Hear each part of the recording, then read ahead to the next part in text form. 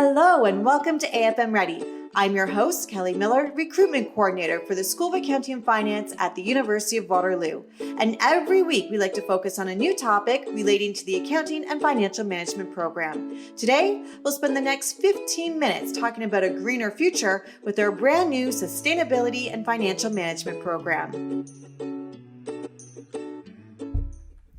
Today on the show, we had the Deputy Director of the School of Accounting and Finance and Co-Director of the Sustainability and Financial Management Program, Blake Phillips. Blake, thanks for joining us today. Knowing this podcast is only 15 minutes long, I really want to jump right into talking about the new SFM program, which is the only program of its kind in Canada. Starting with how it all came about. Why is a program like this necessary? Thanks, Kelly. So what we're seeing in the business space is an evolution of how the firm really defines success. You can think of there was, a very strong focus historically on the financial well-being of the firm. What profit did it generate? What were the cash flows? And now we're seeing that there's a much stronger focus being placed on other factors, and sort of three factors are going to, in the future, probably bear equal bearing of importance as far as how the firm defines success. So we have the financial factor, but we also have the social impacts factor, and then we also have the natural systems impact. And natural systems is what a lot of people think of the environment, so pollution and air quality and water quality, and genetic diversity within land ecosystems. You can list on and on and on. And so how is this transformation going to really come around? Because we've been hearing about it, I think, for quite a while. And what we're seeing is this really significant gain of momentum into required reporting, and we'll call it required integrated reporting. And it's integrated in the sense that all three of those factors are going to need to be reported by the firm. Right now, it's not required to report your natural systems or your social system impacts. Some firms do, some firms don't. And then when you do look at the reporting for the firms that elect to do it, it's not standardized. They're not held to any rules or regulations or requirements. So you don't really know if they're telling you the whole picture. They could just be greenwashing, which is making it sound like they're being very sustainability focused, but the reality is they're not. So what we're seeing is a gain in momentum around the requirement for integrated reporting, and also standardization of this integrated reporting. And so we need accountants, quite frankly, to be the ones that come up with this new integrated reporting process. What are the standards? When do we need to report? What will be reported? And so this, and accountants have always filled that role within society. We've been the certifiers of, or the accreditors of, that this information is accurate, that it's material, that it reflects the financial reality of the firm. Well, now we're going to rely on accountants to endorse the natural systems and the social systems impacts of the firm. Now, once that reporting happens, a whole host of stakeholders will be able to look at that information, know that it's reliable, and act accordingly. Because right now, if you were trying to decide between, two microwaves, two fridges, you take your pick of pretty much any product on the market, it's pretty hard to understand what I'll call is the true cost. There's a dollar amount associated with the price when you're standing at the store or when you're shopping online, and that's very obvious. That's the financial cost of that purchase. What are the social system impacts, i.e., how well is this company run? Was that product made with child labor? Was it made with people that are working way overtime and receiving insufficient compensation? What are the natural systems costs? Was there pollution being dumped into rivers and streams? How far away was it shipped? What is the carbon footprint of this product? Right now, it's virtually impossible for the consumer to know that. And with this integrated reporting, the consumer will be able to observe that. And then when it'll start to become recognized as a risk factor. If you've got a bad sustainability reporting, people are not going to want to buy your product. Other companies are not going to want to partner with you. They're not going to want to be part of your supply chain. They're not going to want to be reliant on you. From a finance sense, once integrated reporting comes to be, sustainability factors could move the stock price of a firm just as much as financial information. So in order to understand this, you need the accounting and the finance perspective of those professionals in the financial management piece, and you need to understand sustainability, because in order to understand how do I report something, well, what is it? In the AFM program, as an example, we take 5 courses to teach the students how do we do financial reporting. And we can think of, well, thinking about how do I report social systems impacts, which are intangible almost by definition, maybe not. I did give you some tangible measures of social system impacts, but a lot of them are intangible. And then how do we measure natural system impacts? And then what does the standardized reporting regime look like? So firms need to get ready. It's coming. It's happening in Europe with the Biden administration. In the US, it's going to be a priority. It's a very foreseeable future that this integrated reporting, standardized required integrated reporting, I should say, will be foisted upon firms. And so it seemed, just you think about this wave that's just starting to crest and gain momentum. We've seen the wave for decades. The sustainability and the environmental movement in the world is not new. But this integrated reporting piece is going to be transformative because it's going to make it visible, and firms are going to be held accountable for their sustainability footprint. And once their stakeholders are informed in a reliable, material way, they can act accordingly. Now, this is a joint program between the School of Accounting and Finance and the Faculty of Environment. How does this particular partnership benefit students? Well, before you start jumping into a joint discipline, you have to have a solid foundation in both of the underlying disciplines. And in this case, it's financial management. And so that's what the School of Accounting and Finance brings to this foundational piece. And then, of course, you need this foundational understanding of sustainability. So you need those 2 building blocks to then be able to comfortably integrate the 2 and start thinking about these really wicked problems that form a lot of the decision making within sustainability. So that's why the partnership made such sense, was bringing those fundamental building blocks from the School of Accounting and Finance and the Faculty of Environment together to give that foundation, which you really see in the SFM over the first 2 years. And then in the 3rd and 4th year, you see those new SFM courses that we're creating that are reflecting that fusion of the 2 disciplines. Now, you mentioned something called wicked problems, which is a certain type of issue that dominates in the field of sustainable finance. Can you describe what this is and how the SFM program will prepare students to solve these types of problems? So wicked problems are problems that have no obvious or immediate answer within discipline. They're complicated, they're complex, they're multifaceted. And usually it's a multidisciplinary approach that we see that has solved these types of problems in the past. And there's a huge amount of ambiguity surrounding these types of problems, that it's not clear what the right answer is. And probably whatever answer we come up with isn't going to be ideal, say 4 or 5 years from now, or we'll learn more in 6 months or a year, and we'll have to constantly be pivoting and adapting.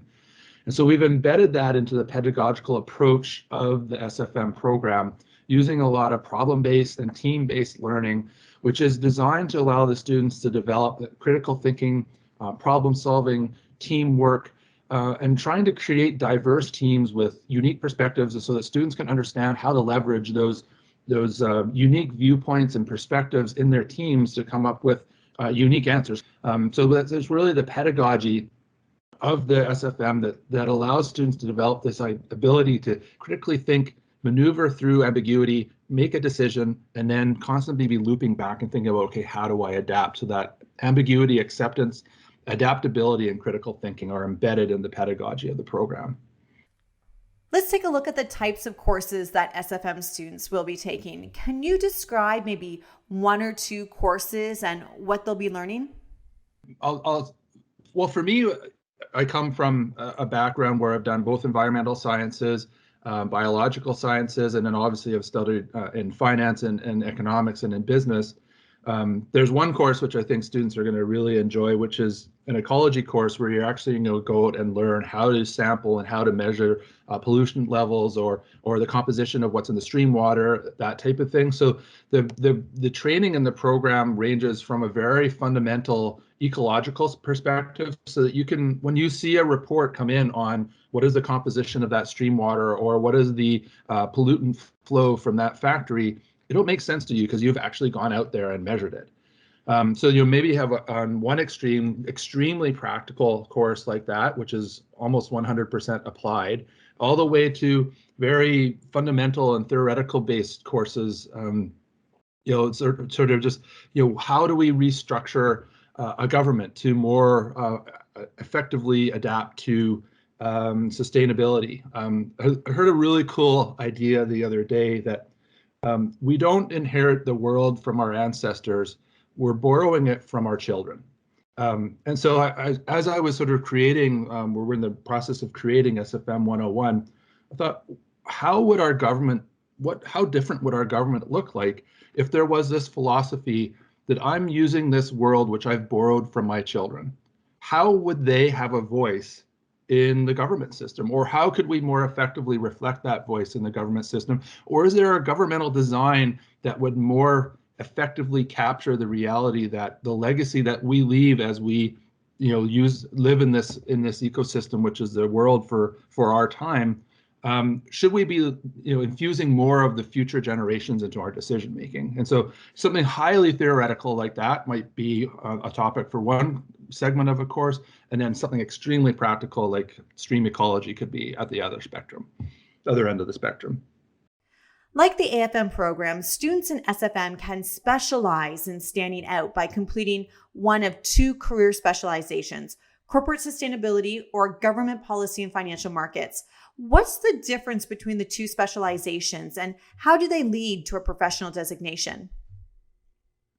So you can think of sort of two channels by which change can happen within the business space. There can sort of be an intrinsic incentive change within the firm where they adapt their decision making, they adapt their value system, they adapt how they're going to measure success to not just include financial factors, but also include financial, social system, and natural system impacts. And so the one specialization within the program trains students to be change makers and leaders of sustainability thinking within the firm. And then you can also think of external to the firm. There can also be incentives created to embrace sustainability goals. And these could be tax incentives or tariffs or fines, or there's all sorts of different mechanisms that the government has at their disposal to create incentives. Right now the federal government is giving rebates if you install solar panels on your roof and get an energy audit and get a more efficient furnace.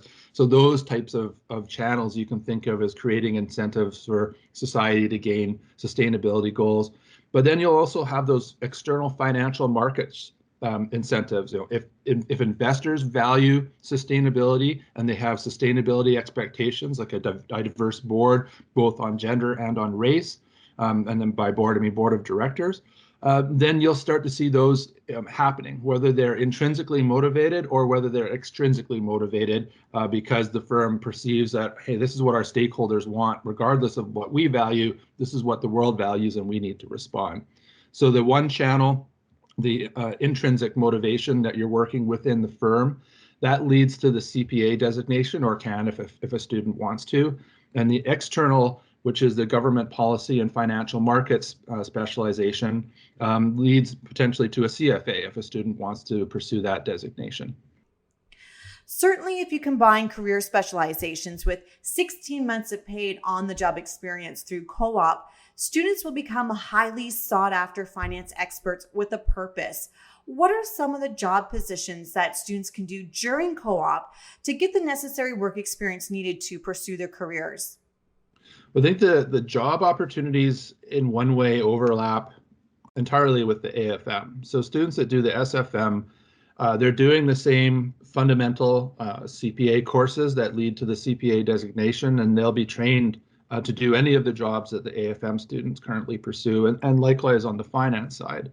And then there's going to be a whole new spectrum of jobs that are going to open up to these students that are looking at this, the infusion of sustainability thinking, and probably the strategic process, all of these things that I've just talked about. Like, how do we embed sustainability into the firm? How do we we'll figure out what is material for us on a sustainability level. Then how do we integrate that into our decision making? So there'll be jobs along those lines of how do we transform the firm? Because quite honestly, sustainability is going to become ubiquitous very soon. We've seen with data analytics that even students that graduated as short a time as, say, 4 or 5 years ago are already a little bit antiquated in their job, having just graduated, because we didn't have such a strong focus on data analytics at the time they went through the program. And it's not a Waterloo-centric issue. It was all of the accounting programs at that time. Data analytics was gaining so much momentum so quickly that the programs and CPA Canada were not able to adapt with their competencies that they were focusing on. And so that's very much what we're seeing right now with sustainability, that in a lot of programs, it's an elective, and then students will graduate 2 or 3 years from now, and 5 years from now, it'll be ubiquitous and pretty much everyone will need to have it, and students will be antiquated to a degree. So in some senses, you need sustainability no matter what you're going to do, and all of the accounting and finance jobs right now that we're aware of. I can't remember what the statistic is. It's a very high number. I think it's something like 60, 70, or maybe 80% of the jobs that students that are currently in an undergrad program will be seeking in 5 years don't exist right now. And that's not to say that, some company's going to be hiring a lot more people in this space. What that means is actually that we don't even have a job description. This job is unknown to society right now, and is going to sort of evolve and become an entity as these disciplines sort of mature, if you want, or the joint discipline matures. So that there's the sky's the limit really with the SFM. You've got everything in front of you that you would have if you were studying a regular business program, plus all of the sustainability options in front of you. And there's a huge talent gap right now for sustainability people. Companies are saying, look, we can't find enough sustainably trained business professionals, and they're starting to we'll just take someone that has a sustainability background and try and train them in business, because there's such a shortage of these professionals right now. I think one major element of the SFM that maybe we haven't touched on is, no matter what the world looks like in the future, and even to the extent that, maybe sustainability has become so ubiquitous that the SFM, it's just all business programs look like that down the road. Maybe that will be the case. But no matter what the world looks like, and whatever those new jobs that I was talking about look like that we don't know now what they are, they're going to require critical thinking, problem solving, ambiguity acceptance, the ability to work in teams. If you create an ability to work in a team, think critically, and solve wicked problems, you're always going to be in demand. So from a pedagogical foundation, we're creating people that are going to be the leaders of the future, with a strong lens on sustainability as we're doing it. And no matter what you do in the future, whether it's in the sustainability space or not, that foundation of problem solving, wicked problem solving, ambiguity acceptance, and teamwork are always going to be in demand, and it's going to put you in a good position. So in a way, the SFM is the future along sort of the sustainability front, also with a strong infusion of data analytics, but it also makes you future ready and also future proof in the sense that no matter what the future brings, your skill set is going to be in demand.